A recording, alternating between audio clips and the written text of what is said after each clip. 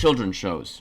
For many people, these shows taught them many facts and important life lessons, like the ABCs, how to count, basic math, and how to bottle up their feelings. But one thing these shows never taught anyone was how to throw hands. Thus, most of the characters in these shows would be approaching their judgment day if they ever got jumped. Take, for example, Elmo.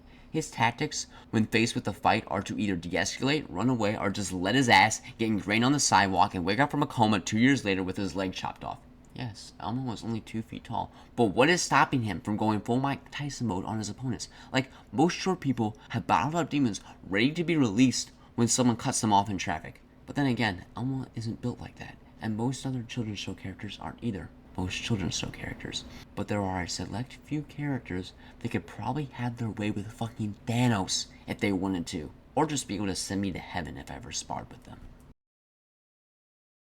Thanos is only an inch taller than him. His height is putting up Goliath type numbers. He isn't built like a Minecraft skeleton like most of the other people that are his height. Instead, he's built like an Italian cab driver. So with a height and build like that, he could probably exhibit the Brian Shaw effect, where he can just throw around most people like a fucking Nerf football. Also, he has a beak, so he can do some Mike Tyson bite strategy if needed. Considering I'm 5'10 and 145 pounds, I am probably cooked if I ever meet Big Bird in a dark alleyway. What happens to me, if that ever occurs, will make what happened to Batman's parents look like an injury from a scuffle of 2 third graders on an elementary school playground. To most, Wile E. Coyote may seem like a goofy little motherfucker that can't kill a bird, but I don't see him that way. Wile E. Coyote is an underappreciated genius. He is the Elmore James of the scientific world. He has created ingenious contraptions that could revolutionize the world, only for them to be obliterated by the most evil thing in creation. The thing that stopped Wile E. Coyote's genius from being recognized, as well as the second Industrial Revolution. This evil is, of course, the desert demon named Roadrunner. Wile E. Coyote also may have more money than Rockefeller ever had, as shown by his rapid and windful buying of cutting-edge machines and valuable raw materials. He also displays a complex understanding of economics because he lives in an uninhabitable desert where you are probably paid by the government to live there, and he hunts for his own food.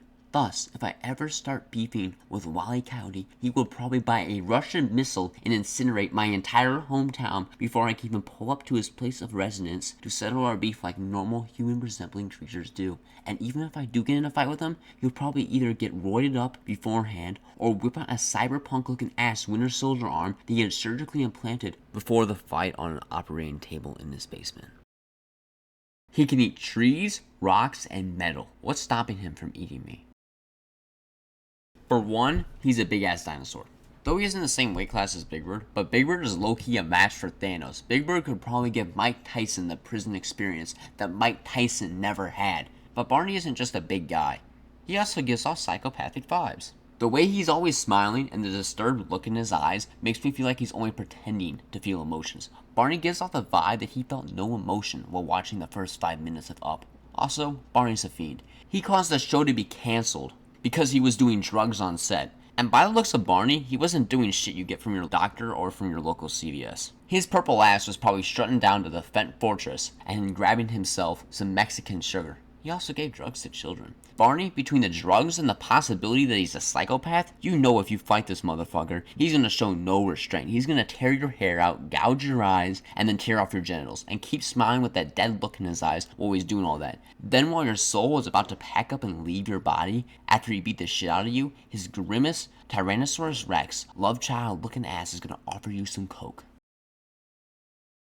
If Caillou was any normal child, the fight would be over in less than a second. All I would need to do is grab him and Johnny Hecker his ass into the atmosphere. But Caillou is no normal child. Caillou is a psychopath. He has no love or respect for anything. He hates his parents, he hates his sister, he purposely terrorizes his cat, and he sees all of his so-called friends as stepping stones to success.